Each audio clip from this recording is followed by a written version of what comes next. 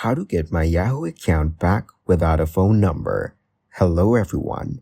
In this video, I will show you how to get my Yahoo account back without a phone number.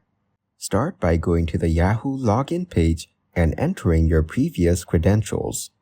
If you can't log in, click Forgotten Password, then choose I need more options and select Visit or Help site. Next, create a recovery request by selecting Password and sign in. Then, unable to change my password and email a Yahoo specialist. Fill out the form and wait for Yahoo's response. If you can't provide enough information to verify your identity, Yahoo may not grant access. For a smoother process, use a desktop computer rather than a mobile. Keep your inbox organized once recovered to avoid missing important emails. Thank you guys for watching this video. Hope you got some value. Make sure to like the video and subscribe to the channel to get notified of new videos. See you in the next one.